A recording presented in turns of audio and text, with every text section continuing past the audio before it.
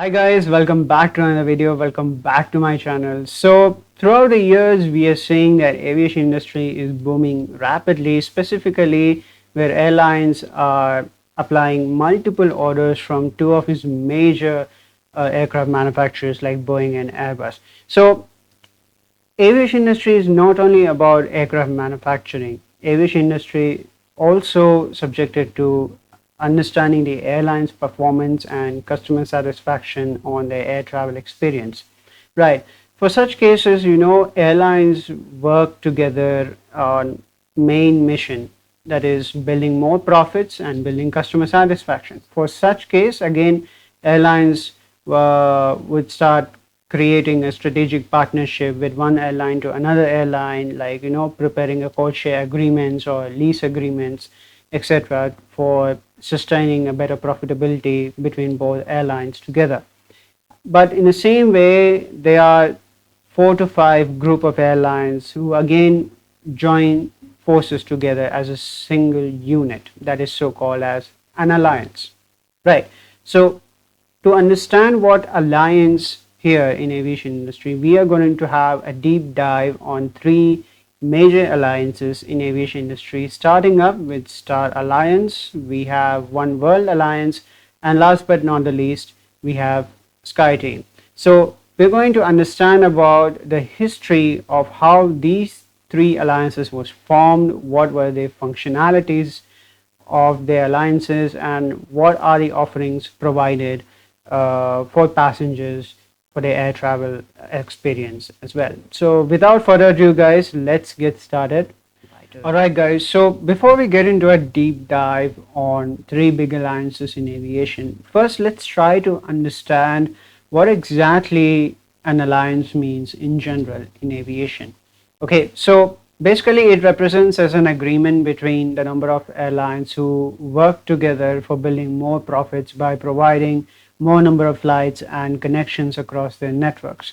Okay, so they also provide guaranteed benefits to connecting passengers and to each other's elite members, where these airlines will provide through ticketing connection guarantees and baggage handlings from an operational point of view.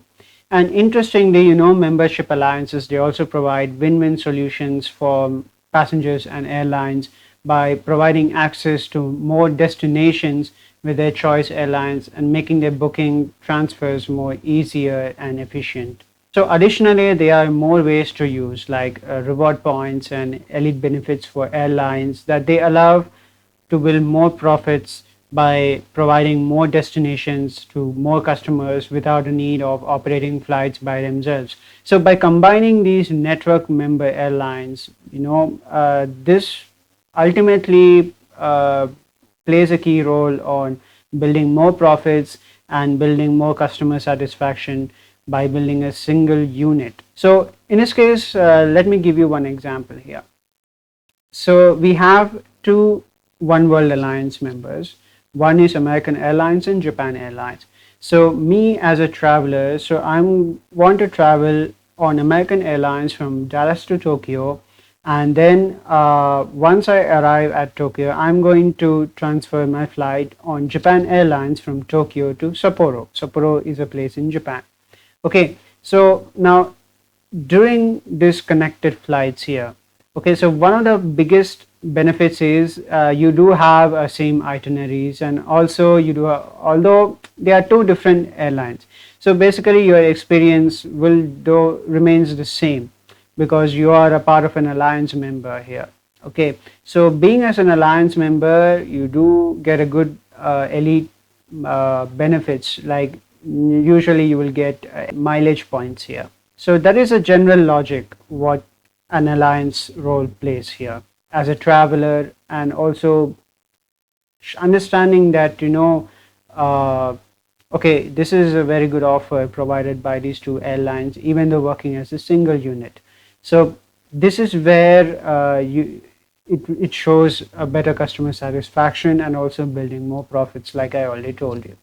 So this is what an alliance works. So for now, let's go into the history of how this alliances is formed. Alright guys, now let's get into the deep dive analysis of the founding of its first ever alliance in aviation industry, which is none other than Star Alliance. So as of today, it is the largest alliance ever, both in terms of number of airlines, which is as of now it is 26 airlines, and also its passenger volumes by covering every continent. And also, probably they offers the lowest gaps of any of these alliances. Star Alliance was founded in 1997 with the likes of founding members, which includes Lufthansa, Scandinavian Airways, Thai Airways, United Airlines, and Air Canada. Okay, so as of 2023, it has recorded at an estimated $216.3 billion in revenue, according to the big books of airline data by IdeaWorks company from 2024's report. Okay, so based on these revenues, which I can describe it as, it's a little bit ahead of total passenger revenues perspective, and also more interestingly, it has covered most of its destinations around 195 countries, which is very massive indeed. Okay, so the primary objective for the Star Alliance was expanding its global coverage. So previously they added a Brazilian airlines called Varig Air, which was arrived in 1997, and then we have Ansett Australia and Air New Zealand in 1999. Well, as now we don't have Ansett Australia here, but it was previously used to be one of the best airlines to be operated within the Australia, second best airline after Qantas. Okay, then even Japanese airlines also, they expanded the alliance's Asia's network when they joined in 1999, and also they continued up to its 26 members, which has totally, if we can mention other previous members also, with the likes of British Midlands or BML, and we have TAM Airways from Brazil, now we call it as LATAM, and we also have additional old airlines like Mexicana and Adria Airways. Okay, so in addition to these 26 main alliance members, they also have 40 other affiliate members, which they are often called as a subsidiary airlines, and they also offer some similar benefits as well. So if we look into the future for the Star Alliance's perspective, they haven't made any decisions on adding another airline to its membership. But however, there were rumors circulated, and some reports also came through saying that there is an airline called Bamboo Airways from Vietnam. They actually thought that they will be looking to join in Star Alliance membership, but however, that report is not confirmed yet and not yet decided as of now. Alright guys, so now let's focus on to the second airline alliance in aviation, which is none other than One World Alliance. By the way, it's the smallest of the three alliances in terms of its traffic, but it still has an excellent memberships with the top rated airlines, which offers more decent amount of global coverage, but with a notable gaps specifically in China, where it provides many Hong Kong connections with Cathay Pacific, but still again it still lacks a Chinese airline members. And moreover, it also has gaps in much of sub-Saharan Africa as well as in South America due to its recent loss of LATAM Brazil as a member. One World Alliance was formed in the year 1999 with the likes of American Airlines, British Airways, Cathay Pacific, and Qantas, and also Canadian Airlines, which now we also call it as Air Canada. So speaking about the Canadian Airlines, however, unfortunately, it has left the One World Alliance soon after joining it when it merged with Air Canada. Then we have the Finland's Finnish carrier called Finnair.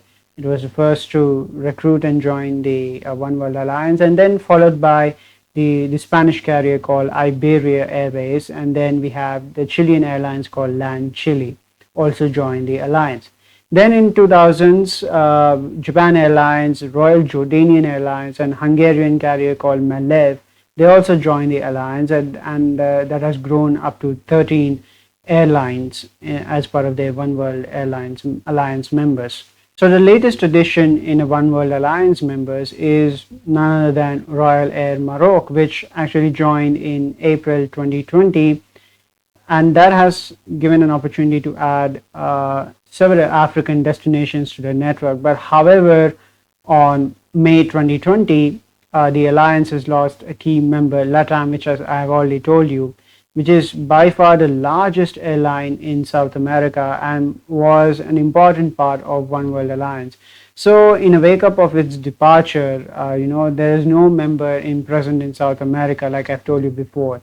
So, in addition to its 13 main members, there are around 30 affiliate members, which they are, usually they are regional airlines that they have owned or they have a strong links within these One World Alliance members. Okay, so let me give you one more example here. So let's say we have American Eagle, which is an affiliate member under the American Airlines, and we also have BA City Flyer. They are also the affiliate members under the British Airways, where British Airways is one members of the One World Alliance. So they also operates memberships known as One World Connect. So they offers select connections, and they also provide elite status benefits, but they are not in full range, and they're also not guaranteed of alliance benefits. But generally, it allows smaller airlines to join without the cost of full membership as of today. And if you know another airline called Fiji Airways, that it is the only One World Connect airline member. They are looking to the future, and Alaska Airlines is also joined by the summer of 2021.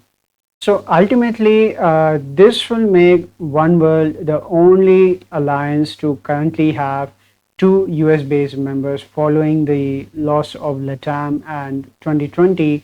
Also, likely they may try to add another South American member soon, hopefully. All right, guys. So now let's focus on to the third airline alliance in aviation, and more importantly, the youngest ever airline alliance in aviation industry, which is none other than SkyTeam. So it's founded in 2000, like I told you at the start, with the founding members of Delta Airlines, Air France, and Korean Air. And additionally, we also have Aeromexico as well. So it does in fact have the higher passenger volumes, with most recent figures as of 2024 that around 730 million passengers a year, compared to 728 passengers from Star Alliance and 528 million passengers from One World Alliance. So even though it's a youngest alliance, so well, it's a very good indeed. And it's 20 airlines within the SkyTeam, so they offer very good global coverage. However, it is somewhat little weaker presence in South America again. So as compared to other alliances, it has the leading members in the United States, Europe, and Asia, where many of its other members are smaller airlines, but perhaps less global than the One World members. But additionally, there is also another separate alliance within the SkyTeam, which is none other than SkyTeam Cargo. But however, this alliance is very slower to expand than other alliances, while it had European carriers such as Czech Airlines, but as you know that which is retired in 2024, and Alitalia now it is called as ITA Airways. Okay, so now its next major expansion, it came in 2004 with Aeroflot, which is a Russian carrier. We have China Southern, then KLM and Northwest Airlines, which is merged with Delta Airlines, and has now grown up to 19 members in its history. And China Southern left the alliance in 2018. So additionally, you also have Air Europa, which is a Spanish airline. So they stated that they will leave the alliance after its purchase by International Airlines Group, or IAG, in 2019. But however, it wasn't clear yet at that moment when this will happen, or whether Air Europa will ever join in the One World Alliance or not. But one of the most significant weaknesses for the SkyTeam Alliance is its lack of coverage in certain areas, but hopefully they will improve from 2020 onwards, when it, with Delta taking the stake in Latam, which is the largest airline in South America. Okay, so but although there are no such concrete plans ever made for Latam to join in SkyTeam alliance, but however, unfortunately, there are some fewer options left. So to provide coverage within the Pacific region. All right. So as we covered these three major alliances in aviation, and also I've notably mentioned another small alliance for low-cost carriers, which is none than Value Alliance. So basically, like I told you, it is the first alliance to be ever created for low-cost carriers, formed in May 2016, and as of June, they have the 6 members within the Value Alliance, with the likes of Cebu Pacific or SebGo, which is a subsidiary of Cebu Pacific. Then we have Jeju Air, Nok Air, and Scoot Air from Singapore. Okay, so there are many low-cost carriers within the Asia, and they want to bring them together as a first ever alliance in Asia. But although this is a very basic alliance, but where they provide only interline flights, but a little else, there are no tiers, frequent flyers benefits, or they also provide any combined mileage programs for passengers, and moreover they provide only connections, guarantees, and free rebookings in case of any delays. But moreover, they still receive separate tickets for each flight, and they check in with each airline, which is much of a marketing and sales alliance rather than one which provides the levels of how airline would cooperate and how they receive more benefits, which we have seen in these three big alliances. But moreover, while there is no any formalized alliance, but yet few of these any unaffiliated airlines have they made their strong moves specifically to form their own networks of airlines, offering their various options for flight connections, and they shared mileages, earnings, and redeems. Okay, so ultimately, by understanding these alliances, Emirates and Etihad, they are the most notable in this area, where one or more of these may go further to introduce a new alliance. But however, there were some discussions in 2018 for Qatar Airways. They were actually planning to leave One World Alliance and start its own alliance based on their their equity investments. But ultimately, there's been a major changes to the airline alliances since it's developed in early 2000s, but many more airlines have joined and some have left, but their basic functions however they have remained the same. However, we do see a few of these recent trends. However, these recent trends have affected them going forward, the rise of these low-cost budget airlines, and that will provide passengers a very good choice to travel on these low-cost flights. But they also provide point-to-point fares, but few of these frequent flyer benefits this, and it gives more options for passengers than just sticking to a preferred alliance member airline. But ultimately this will likely to get increased, but we also increase in joint ventures and code share operations with more and more airlines looking for these opportunities to cooperate in this way. So there we go, guys. So this is the story of how the alliance has formed in aviation and how it has reshaped the market dynamics in aviation industry as a whole. So thank you so much for watching this video. Please like and subscribe to my channel, and we will see you again in the next video, guys. So until then, guys, fast flights and soft landings to you.